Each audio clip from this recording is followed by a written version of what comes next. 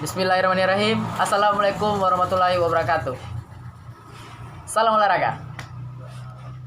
Perkenalkan, nama saya Muhammad Fatriadi, Stambuk A42120039. Kelas D, Prodi PJKR. Mata kuliah Permainan Bulu Tangkis. Ya, di sini saya akan menyelesaikan tugas membuat video konten atau video pembelajaran mengenai materi-materi dalam permainan bulu tangkis. Ya, yang pertama yaitu pengertian bulu tangkis. Bulu tangkis sendiri meliputi dua kata, yaitu bulu dan tangkis secara harfiah. Olahraga ini bisa diartikan sebagai permainan yang dilakukan dengan cara memukul bola bulu menggunakan raket. Bolanya sendiri terbuat dari beberapa helai bulu hewan unggas. Bulu tangkis harus dimainkan oleh sedikitnya 2 orang. Tujuan dari permainan ini adalah memukul bola atau bulu melewati net tengah dan mengarah tepat di area permainan lawan dan menghasilkan poin sebanyak-banyak mungkin. Bulu tangkis memang terlihat mudah dilakukan, tetapi olahraga ini juga membutuhkan latihan-latihan yang cukup keras untuk benar-benar bisa menguasainya. Belum lagi ada beberapa peraturan-peraturan yang harus dilakukan oleh pemain bulu tangkis.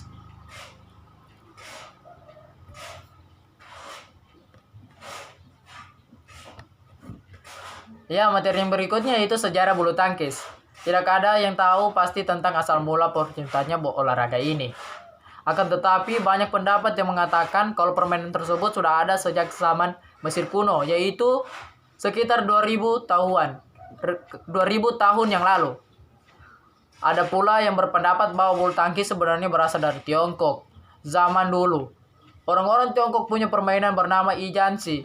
Aturan mainnya mirip seperti bulu tangkis, yaitu menjaga agar kok tidak jatuh ke tanah. Permainan serupa juga sudah berkembang di Inggris dengan nama Battledore and Shuttlecock. Peraturannya sama seperti permainan bulu tangkis, harus menjaga kok agar tidak jatuh dan tepat di udara secara memukulnya.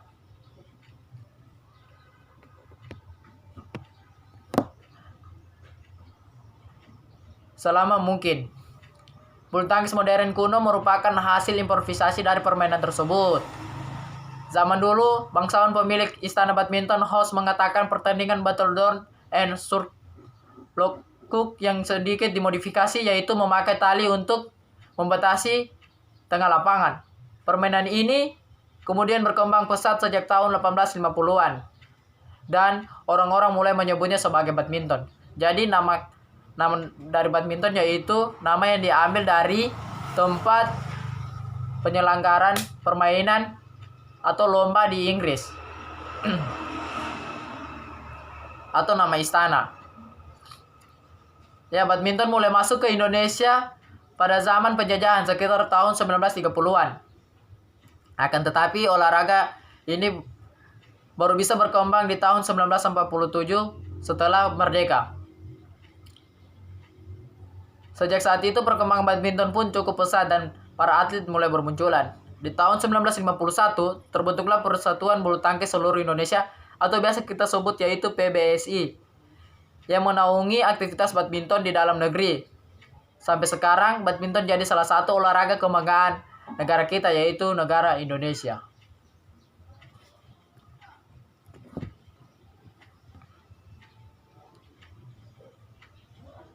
Sehingga negara kita dapat bersaing dengan negara-negara lain yang memiliki atlet-atlet yang membanggakan negara kita. Ya, yang materi yang berikutnya itu peraturan dalam permainan bulu tangkis. Peraturan bulu tangkis memiliki sejumlah peraturan yang harus dilakukan oleh pemain bulu tangkis atau atlet bulu tangkis. Peraturan tersebut meliputi yang pertama, perlengkapan bulu tangkis. Raket. Raket sendiri memiliki panjang maksimal 68 cm dan lebar 22 cm. Panjang kepala raket atau area senar dalam adalah 28 cm dengan lebar 22 cm. Raket Raket bisa terbuat dari kayu atau aluminium dengan berat tidak lebih dari 150 gram. Yang kedua yaitu kok atau bulu. Kok terbuat dari 16 helai bulu unggas yang ditancapkan pada gabus berdiameter 25-28 mm. Berat standar kok adalah sekitar 4,74 sampai 5,5 gram. Sedangkan tinggi kok antara 64 sampai 74 mm. Yang berikutnya yaitu jumlah pemain. Jumlah pemain terbagi menjadi 3, yaitu tunggal, ganda, dan campuran. Jumlah pemain tunggal sendiri yaitu 1 lawan 1 dan bisa dimainkan oleh putra maupun putri. Jumlah pemain yang kedua yaitu ganda, yaitu satu tim terdiri dari 2 orang. Dan jumlah pemain ganda campuran yaitu satu tim terdiri dari 2 orang, 1 putra dan yang satu lagi putri. Peraturan berikutnya yaitu penentuan awal permainan. Pertandingan diawali dengan undian, yaitu menggunakan metode lempar koin yang dilakukan oleh wasit. Undian ini untuk menentukan pemain mana yang harus melakukan servis terlebih dahulu. Yang berikutnya yaitu perhitungan skor. Penentuan kemenangan di olahraga ini menggunakan sistem best of 3 ataupun menang 2 babak. Jadi, permainan bulu tangkis bisa berlangsung sebanyak 2-3 babak. Apabila pemain yang memenangkan 2 set berturut-turut, bahkan set yang berikutnya atau set yang ketiga tidak perlu dimainkan lagi. Di setiap setnya, pemenang adalah pemain yang berhasil mengumpulkan poin 21 hingga lebih. Apabila terjadi kedudukan imbang atau sama, skor 20 sama, biasa kita sebut use. Pertandingan akan dilanjutkan sampai salah satu tim unggul dengan selisih 2 poin.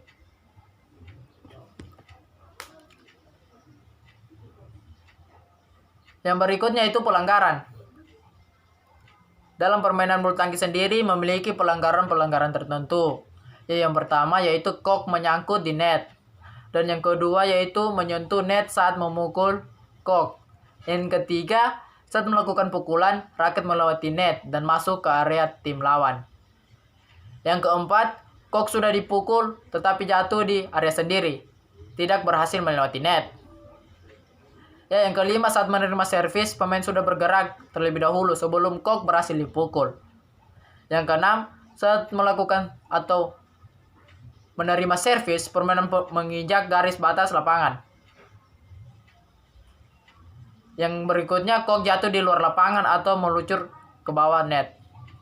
Yang berikutnya yaitu kok dipukul 2 kali, baik oleh 1 maupun 2 pemain salah satu tim. Berikutnya, pemain sengaja mengulur-ulur waktu pertandingan. Dan yang terakhir, pemain secara sengaja melakukan hal yang dapat mengganggu lawan atau merugikan lawan. Materi yang berikutnya yaitu ukuran lapangan dalam permainan bulu tangkis. Lapangan bulu tangkis terbentuk persegi panjang yang dipisahkan oleh net tengah. Pada pertandingan bulu tangkis profesional, lapangan yang digunakan harus memiliki ukuran standar dan sudah berstandar PBSI atau Badminton World Federation atau BFF.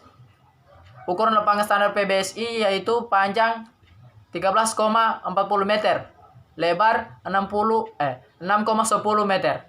Tinggi tiang net 1,5 meter. Tinggi net 1,52 meter. Jarak garis servis depan ke net 1,98 meter. Jarak garis servis tengah ke garis samping 3,5 meter. Jarak garis servis tengah ke garis samping 3,05 garis. Jarak garis servis tengah ke samping 3,05 meter. Jarak garis servis belakang ke garis belakang 0,76 meter. Permainan ganda. Dan yang terakhir, jarak garis samping ke pinggir lapangan 0,4 meter. Permainan tunggal. Ukuran lapangan standar BWF. Yang pertama panjang 13,4 meter tunggal dan ganda. Yang kedua lebar 5,18 meter tunggal dan 6,1 meter ganda.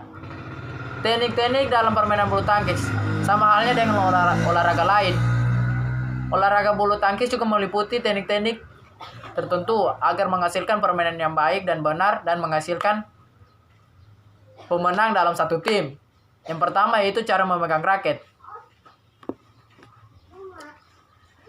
Cara memegang raket sendiri yaitu walau terlihat sepele, permainan harus bisa memegang raket dengan benar. Tujuannya agar raket tidak gampang terlepas dan bisa dikendalikan dengan mudah.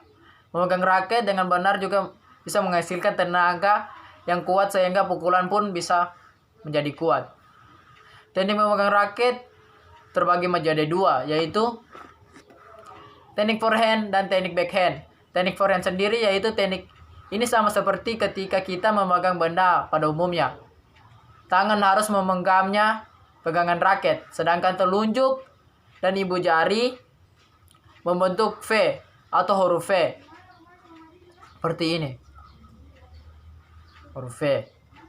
Yang kedua yaitu teknik backhand. Teknik backhand sendiri hampir sama dengan forehand, hanya membedakan saja posisi ibu jari tidak tertemu dengan ujung jari lainnya, melainkan disejajarkan dengan pegangan raket sehingga mendekati telunjuk. Teknik yang berikutnya yaitu posisi badan atau sikap berdiri. Sikap berdiri dalam olahraga ini membutuhkan keseimbangan. Dalam hal ini, permainan tidak hanya berdiri, tetapi juga harus dalam posisi siap bermain. Sikap berdiri dalam permainan bulu tangkis yaitu pertama, badan bertumpu pada kedua kaki. Yang kedua, kaki dibuka selebar bahu dan agak ditekuk. Bisa juga salah satu kaki ke depan dan lainnya sedikit ke belakang. Yang ketiga, tangan agak diangkat dan ditekuk sehingga raket sejajar dengan paha atau kepala. Sejajar dengan dada atau kepala. Teknik yang berikutnya, kerja kaki atau footwork. Bulu tangkis menuntut para pemainnya untuk bergerak lincah dan cepat karena itu kerja kaki atau forward punya peran penting dalam olahraga ini. Kaki tidak hanya untuk posisi badan, tetapi juga sebagai tumpuan sekaligus keseimbangan tubuh. Teknik yang berikutnya itu servis bulu tangkis. Servis bulu tangkis sendiri meliputi 3 servis, yaitu forehand pendek, forehand tinggi, dan servis backhand. Ya, yang pertama, servis forehand pendek. Permainan memukul kok dengan tidak begitu kuat. Akibatnya kok meluncur dan akan jatuh di sekitar net atau di area depan tim lawan. Yang kedua, servis forehand tinggi. Teknik ini dilakukan untuk membuat kok melambung tinggi dan jatuh cukup jauh dari area net. Teknik ini bertujuan agar kok bisa jatuh ke belakang pemain lawan, sehingga mereka kesulitan untuk mengembalikannya. Ya, yang ketiga yaitu teknik servis backhand. Servis backhand dilakukan dengan tenaga sedang. Tujuannya agar kok bisa jatuh di dekat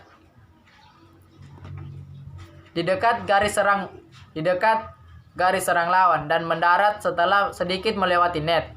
Hal ini juga bertujuan agar lawan kesulitan mengembalikan serangan. Teknik yang berikutnya itu cara memukul.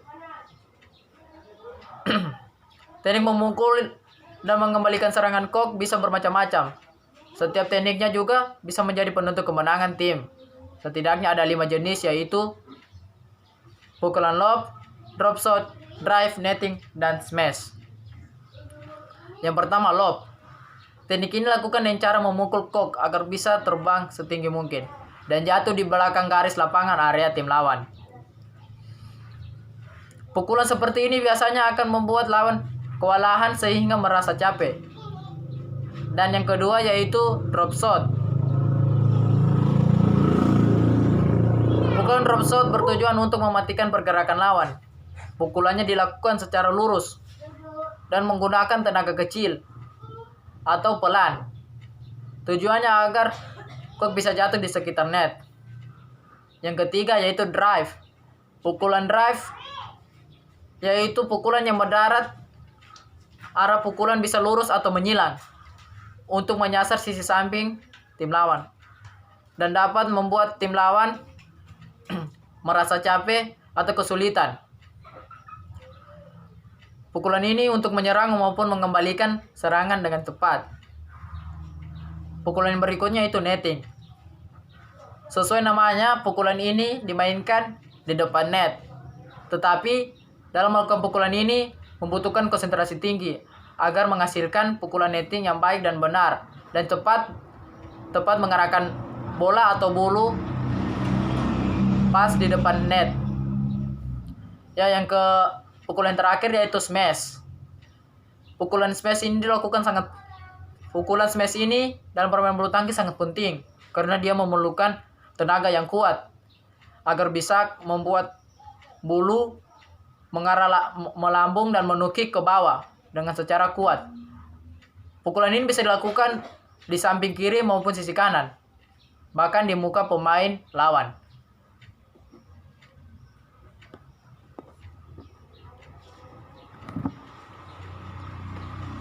Ya, itulah tadi materi-materi mengenai permainan bulu tangkis. Semoga video kali ini dapat bermanfaat bagi orang lain.